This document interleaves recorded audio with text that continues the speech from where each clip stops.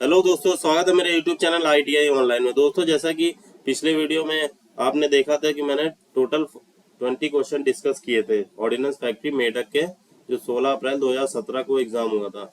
तो वीडियो अगर आपने नहीं देखी है तो प्लीज चैनल पे जाके देख सकते हैं। चलिए दोस्तों, बिना टाइम गवाए वीडियो को शुरू करते हैं। 42 नंबर क्वेश्चन, 42 नंबर के क्वेश्चन देखते हैं। टोटल 41 क्वेश्चन आपके हो गए थे। दोस्तों प्लीज वीडियो को लाइक और सब्सक्राइब कर दिया करिए, जिससे कि मुझे एक जोश मिलता है कि मैं आपके लिए और भी अच्छी अच्छी वीडियोस बनाता रहूं, अच्छे तरीके से अच्छे क्वेश्चंस लाता रहूं। चलिए दोस्तों, 42 नंबर का क्वेश्चन देख लेते हैं। एक मशीन स्पिंडल के आंतरिक टेपर के रनआउट की जांच के लिए निम्न में से कौन सा प्रयोग किया जाता है? क्या डायल टेस्ट इंडिकेटर का प्रयोग करते हैं, या फिर टेस्टिंग मैंडल और डायल टेस्ट इंडिकेटर का प्रयोग करेंगे, या टेस्ट मैंडल या यथार्थी ऊंचाई गेज का प्रयोग करेंगे, या फिर यथार्थी ऊंचाई गेज? इसमें राइट आंसर क्या होगा दोस्तों? Testing mandrel and dial test indicator. क्या यूज करेंगे? जब भी मशीन स्पिंडल के आंतरिक जब मशीन काम करती है तो इसमें जो टूल होता है उसमें रनआउट आ जाता है। तो आंतरिक रनआउट आने की वजह से आपके जॉब टेढ़े मेढ़े बनते हैं, तो उसको रोकने के लिए हम लोग उसका टेस्ट करते हैं। इसके लिए एक मैंडल हम लोग डायल टेस्ट इंडिकेटर में लगा देते हैं, जिसके थ्रू आपको चेक करते हैं कि कितना जॉब आपका डेविएट हुआ है, कितना ज़्यादा वो बाहर निकल रहा है, अपने रन आउट हो रहा है, मतलब कि कितना ज़्यादा जॉब अपने डाया से बाहर जा रहा है। तो उसके लिए हम testing mandrel dial test indicator का प्रयोग करते हैं। चलिए दोस्तों, नेक्स्ट क्वेश्चन की तरफ आगे बढ़ते हैं। 43 नंबर के क्वेश्चन, कई कार्य वस्तु पे त्वरित अंकन के लिए प्रयुक्त उपकरण को क्या कहा जाता है? क्या उसे कैलीपर कहेंगे, या स्क्राइबर कहेंगे, या टेम्पलेट कहेंगे, या सरफेस गेज कहेंगे? अंकन की बात आती है तो यहाँ पे कैलीपर आपका गलत हो जाए, क्योंकि ये मेजरिंग टूल है। स्क्राइबर स्क्राइबर आपका नहीं होगा, क्योंकि वो एक लाइन खींचने के यूज होता है। और सरफेस गेज की बात कर लें तो वो भी आपका ऑप्शन सही नहीं, तो यहाँ ऑप्शन बचेगा टेम्पलेट। टेम्पलेट क्या होता है? यहाँ पे आपसे पूछ रहा है कि जल्दी जल्दी कई चीज़ों को नाप लेना, तो वो किससे होगा दोस्तों? टेम्पलेट से होगा। और टेम्पलेट दोस्तों कार्डबोर्ड के बनाए जाते हैं नॉर्मली, कभी कहीं कहीं ये माइल्ड स्टील के भी होते हैं, जिससे कि तुरंत चेक कर लेते हैं कि जॉब आपका सही डायमेंशन में बना है नहीं, जिससे आपकी टाइम की बचत भी होती है। चलिए दोस्तों, नेक्स्ट क्वेश्चन की तरफ बढ़ते हैं। 44 नंबर के क्वेश्चन पे आते हैं। रैक की दांत मोटाई डैश के द्वारा मापी जाती है? जो रैक होता है, रैक एंड पिनियन जो गियर में लगे होते हैं, उसकी मोटाई किसके द्वारा नापते हैं? क्या गियर टेस्टर से नापेंगे, या फिर फ्लेंज माइक्रोमीटर से, या फिर दोस्तों यूनिवर्सल वर्नियर कैलिपर से, या गियर टूथ वर्नियर कैलिपर से? किससे नापेंगे दोस्तों? गियर टूथ वर्नियर कैलिपर से। किससे नापेंगे? Gear tooth vernier caliper. चलिए दोस्तों, नेक्स्ट क्वेश्चन की तरफ बढ़ते हैं। 45 नंबर का क्वेश्चन है। यहाँ बियरिंग के बारे में क्वेश्चन आया, तो बियरिंग आपके लिए सबसे इंपॉर्टेंट चैप्टर है। बियरिंग से आपके काफी क्वेश्चन एग्जामों में पूछे जाते हैं। कौन सी बियरिंग सामग्री जो वास्तविक रूप में इस्तेमाल की है वह स्व स्नेहन प्रदान करती है, यानी कि सेल्फ लुब्रिकेशन प्रदान करती है? कौन सी ऐसी बियरिंग है दोस्तों? कैक्टिन आधारित मिश्र धातु की बियरिंग है, या सिंटर्ड मिश्र धातु है, या टेफ्लॉन, या फिर लैमिनेटेड प्लास्टिक बेयरिंग? तो क्या होगा राइट आंसर दोस्तों? सिंथेटिक मिश्र धातु, सिंथेटिक एलॉय मेटल की जो बेयरिंग होती है वह सेल्फ लुब्रिकेशन का काम करती है। मोस्ट इंपॉर्टेंट क्वेश्चन है दोस्तों, काफी एग्जाम में पूछा गया है, स्पेशली ये इसरो के जो तैयारी करना है वो इस पे ध्यान देना, क्योंकि ये क्वेश्चन काफी बार आ चुका है। सिंटर्ड मिश्र धातु बहुत इंपॉर्टेंट क्वेश्चन है दोस्तों, इसरो की प्रिपरेशन जो कर रहे हैं। चलिए दोस्तों, नेक्स्ट क्वेश्चन की तरफ चलते हैं। 46 नंबर का क्वेश्चन है। बियरिंग के अक्ष में समांतर लगाए जाने वाले लोड को डैश कहा जाता है? क्या अक्षीय लोड कहेंगे, क्या केंद्रीय लोड कहेंगे, या रेडियल लोड कहेंगे, या संकेंद्रित लोड कहेंगे? बियरिंग के अक्ष के समांतर यानी कि एक्सिस के पैरेलल जो लोड लगाया जाता है उसे क्या कहा जाता है दोस्तों? अक्षीय लोड। क्या कहा जाता है? अक्षीय लोड बोलते हैं। दोस्तों, इस चैनल पे मैं नए नए वीडियोस लाता रहता हूँ, और नए नए पेपर प्रीवियस ईयर के जो सॉल्व करा रहा हूँ आपको, मैं चैलेंज देता हूँ आपको। फिलहाल तो अभी कोई भी यूट्यूबर ने नहीं बनाए इस टाइप के क्वेश्चन, आपने देखे ही नहीं होंगे यूट्यूब में। तो प्लीज़ वीडियो को लाइक सब्सक्राइब कर दिया करो, बहुत मेहनत लगती है ऐसे कंटेंट बनाने के लिए, तो प्लीज़ सपोर्ट कर दिया करो, जिससे कि मैं ऐसे और भी अच्छे कंटेंट आपके लिए बनाता रहूँ। ये आप देख सकते हैं, ऐसे क्वेश्चन आपको इतनी जल्दी नहीं मिलेंगे, और ऐसे ही क्वेश्चन एग्जाम में पूछे जाते हैं। चलिए दोस्तों, नेक्स्ट क्वेश्चन की तरफ आगे बढ़ते हैं। 47 नंबर का क्वेश्चन है, छेद के आकार का बोल्ट के आकार से थोड़ा बड़ा होने का क्या कारण है। जो छेद का आकार होता है, जैसे ये यहाँ पे एक होल बना हुआ है, आकार का बोल्ट के आकार से थोड़ा ज्यादा स्पेस क्यों दिया जाता है। जैसे ही बोल्ट लगाना है तो हल्का सा एक क्लियरेंस टाइप का रहता है, वैसा क्यों रहता है।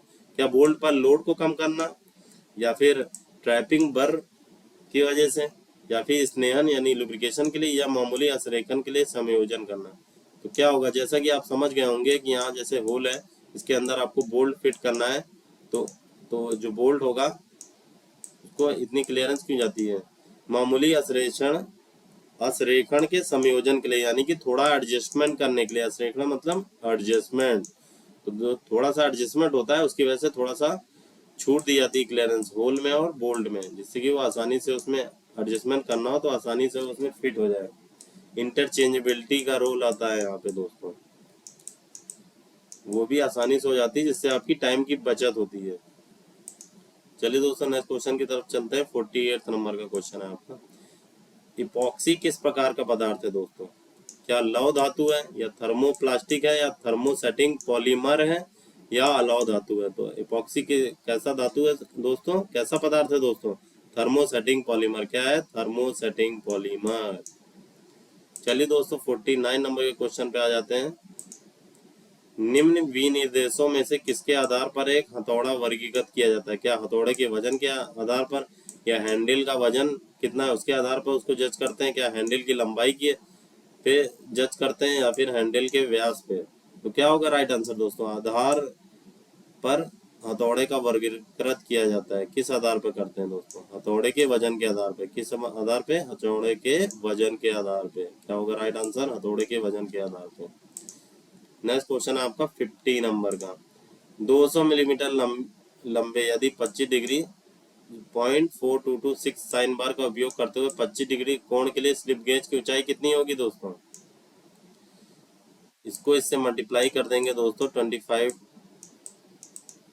इंटू 0.4226, तो आ जाएगा आपका आंसर 84.25 mm। क्या आ जाएगा, 84.25। तो ये आपका राइट आंसर हो जाएगा दोस्तों। चलिए नेक्स्ट क्वेश्चन की तरफ बढ़ते हैं आगे। 51 नंबर का क्वेश्चन है आपका, गैर लौह धातु की होनिंग सान चढ़ाने के लिए निम्नलिखित में से अपघर्षक सामग्री में किसका प्रयोग किया जाता है। गैर लौह धातु यानी कि नॉन फेरस मेटल की अगर होनिंग करनी है तो कौन से अपघर्षण का आप प्रयोग करेंगे, कौन से एब्रेसिव का प्रयोग करेंगे। क्या डायमंड का करेंगे, नहीं दोस्तों। क्या एल्यूमिनियम ऑक्साइड का करेंगे, नहीं। क्या बोरोन क्लोराइड का करेंगे, कार्बाइड का करेंगे, बिल्कुल नहीं। राइट आंसर हो जाएगा सिलिकॉन कार्बाइड। क्या हो जाएगा दोस्तों, सिलिकॉन कार्बाइड का यूज करते हैं। देखिए होनिंग की जब बात आती है ना, तो यहाँ पे जस्ट ग्राइंडिंग के अपोजिट होता है। जैसे ग्राइंडिंग में आप यहाँ पे एल्युमिनियम ऑक्साइड का यूज कर सकते हैं नॉन फेरस मेटल में, लेकिन होनिंग में आपका जस्ट अपोजिट होता है। यहाँ पे हार्ड मटेरियल है, सॉफ्ट मटेरियल के लिए हार्ड एब्रेसिव का यूज करेंगे। किसका, हार्ड एब्रेसिव का। और ग्राइंडिंग में क्या होता है, सॉफ्ट मटेरियल के लिए सॉफ्ट एब्रेसिव का प्रयोग करते हैं। यहाँ पे होनिंग में जस्ट अपोजिट होता है दोस्तों। चलिए 52 नंबर के क्वेश्चन को डिस्कस कर लेते हैं। 50 से 75 mm बाहरी माइक्रोमीटर की शून्य त्रुटि की जांच की मदद की जा सकती है। क्या डायल टच इंडिकेटर से करेंगे, या फिर वर्नियर हाइट गेज से करेंगे, या फिर टेस्ट पीस से करेंगे, या स्लिप गेज से करेंगे। किससे करेंगे दोस्तों, टेस्ट पीस से। 50 से 75 mm बाहरी माइक्रोमीटर की शून्य त्रुटि की जो जांच होती है वो टेस्ट पीस से करते हैं। किससे करते हैं, टेस्ट पीस से। चलिए दोस्तों नेक्स्ट क्वेश्चन की तरफ चलते हैं। 53 नंबर का क्वेश्चन है आपका, सुतली या मृदु तार के साथ रस्सी के सिरे को बांधने की प्रक्रिया को क्या कहा जाता है। क्या रस्सी की फांस जिसे बाइट बोलते हैं, क्या उसे वीपिंग बोलेंगे, या गोल घुमावदार राउंड टर्न बोलेंगे, या लूप बोलेंगे। दोस्तों जब तार के साथ, जैसे आपकी ये रस्सी है, इसके साथ अगर आप तार मिक्स करके बांधते हो तो इसे क्या बोलते हैं। देखो रस्सी की बाइट होती है वो दो रस्सियों को मिला के बनती है, और गोल घुमाव टर्न होता है, एक रस्सी को दो बार घुमा देते हैं, उसको गोल घुमाव राउंड टर्न बोलते हैं। और जो लूप होता है दोस्तों वो एक ही रस्सी से वो भी बनता है। तो यहाँ पे वीपिंग आपका राइट आंसर है। क्या हो जाएगा, वीपिंग। इसमें एक रस्सी होती है, एक तार होता है, उसको एक साथ मिला के बनाते हैं। चलिए नेक्स्ट क्वेश्चन पे। 54 नंबर का क्वेश्चन है आपका। उन परिस्थितियों के लिए जहां स्नेहन लुब्रिकेशन मुश्किल है, किस प्रकार के घर्षण बेयरिंग का उपयोग किया जाता है। जहां पे स्नेहक नहीं कर सकते हैं तो वहां पे किस प्रकार की बेयरिंग का प्रयोग करोगे दोस्तों। अब यहाँ पे आ गया, पिछला भी आपको पिछले वीडियो में बताया था कि सिंटर्ड मिश्र धातु, जो सिंटर्ड अलॉय बेयरिंग होती है वो सेल्फ लुब्रिकेशन करती है दोस्तों। कहीं कहीं बेयरिंग में लुब्रिकेशन करना संभव नहीं होता है, काफ़ी है पार्ट्स, उसके लिए आपको डिसमेंटल करना पड़ेगा, काफ़ी पार्ट हटाने पड़ेंगे। और कहीं कहीं स्प्लैश विधि भी से भी आप नहीं कर सकते, फोर्स फीट से भी नहीं कर सकते, इतना अंदर बेयरिंग लगी होती है, तो उस पर हम लोग सेल्फ बेयरिंग वहाँ लगा देते हैं, जिसको सिंटर्ड अलॉय मटेरियल की बनी होती है, जिसमें वो सेल्फ बेयरिंग का काम करता है, जिससे कि आपको डिसमेंटल करने की ज़रूरत नहीं पड़ती है। चलिए दोस्तों 55 नंबर के क्वेश्चन को डिस्कस कर लेते हैं। 55 नंबर का क्वेश्चन है, गुणवत्ता नियंत्रण का पहला चरण है डैश से राय के आधार पर उत्पाद विनिर्देश बनाना। इससे राय लेंगे दोस्तों। गुणवत्ता नियंत्रण का पहला चरण कौन सा होगा जिससे राय लेंगे, जिससे कि आपका उत्पाद अच्छी क्वालिटी में बने। तो सबसे पहले आप उपभोक्ता के पास जाएंगे, जो आपका कस्टमर होगा वो अगर खुश नहीं होगा तो आपका क्वालिटी सब बेकार हो जाएगी, क्योंकि उसके यूज़ के मुताबिक ही आपको कोई चीज़ बनाना होता है। चलिए दोस्तों नेक्स्ट क्वेश्चन की तरफ बढ़ते हैं। 56 नंबर का क्वेश्चन है आपका, एक रस्सी के एक धातु को एक रस्सी के एक भाग को रस्सी के दूसरे भाग से बांधने को डैश के रूप में जाना जाता है। देखिए पिछले क्वेश्चन में हमने डिस्कस किया था, एक रस्सी के भाग के दूसरे से बनाने के लिए किसका यूज करते हैं, नॉट। जैसे आपने देखा होगा बचपन में आपने टाई बनाई होगी, तो वो टाई कितनी होती है आपके पास, एक ही टाई होती है, दो तो होती नहीं है। तो यहाँ पे भी वही पूछ रहा है, रस्सी के एक भाग को दूसरे भाग से दो बांधना है, यानी कि जो आपको टाई रहती है वहाँ पे आप नॉट बनाते हो ना, तो बिल्कुल वही एक रस्सी से दूसरे रस्सी, एक ही रस्सी में दो बार एक सिरे, रस्सी के एक सिरे को दूसरे सिरे से जोड़ने को ही नॉट बोलते हैं। रस्सी के एक भाग को रस्सी के दूसरे भाग से बांधने को डैश के रूप में क्या, नॉट के रूप में बोलते हैं। चलिए दोस्तों नेक्स्ट क्वेश्चन की तरफ चलते हैं। 57 नंबर के क्वेश्चन पे देखिए, वेल्डिंग से एक क्वेश्चन आया हुआ है इसमें, कांस वेल्डिंग के लिए किस प्रकार की ऑक्सी एसिटिलीन लॉ का प्रयोग करेंगे। दोस्तों ये कुछ क्वेश्चन ऐसे हैं जो अभी तक काफ़ी कम एग्जाम में आए हुए हैं, तो यहाँ आप देख सकते हैं ऐसे क्वेश्चन आपको यूट्यूब पे कहीं नहीं मिलेंगे। देख लीजिए, कांस वेल्डिंग के लिए किस प्रकार की ऑक्सी एसिटिलीन लॉ का प्रयोग किया जाता है, क्या उपचाय वाली, या थोड़ी ऑक्सीकरण वाली, या ऑक्सीकरण वाली, या थोड़ा अपचायक वाली। कौन सा राइट आंसर होगा दोस्तों, ऑक्सीकरण वाली। कांस वेल्डिंग के लिए किस प्रकार की ऑक्सी एसिटिलीन लॉ का प्रयोग किया जाता है दोस्तों, ऑक्सीकरण वाली गैस का प्रयोग किया जाता है। सॉरी दोस्तों, ऑक्सीकरण वाली लॉ का प्रयोग किया जाता है, जिसमें ऑक्सीजन की मात्रा ज्यादा होती है और जिसमें एसिटिलीन नगण्य होता है, ना के बराबर। तो दोस्तों ये कुछ क्वेश्चन है जो आपने मोस्ट इम्पॉर्टेंट क्वेश्चन है जो आपने नहीं देखे होंगे।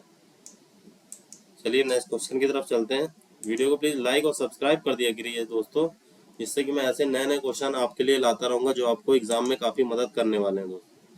थ्रेडिंग के बाद पाइप से बर उभरा किनारे को हटाने के लिए कौन सा उपकरण प्रयोग किया जाता है।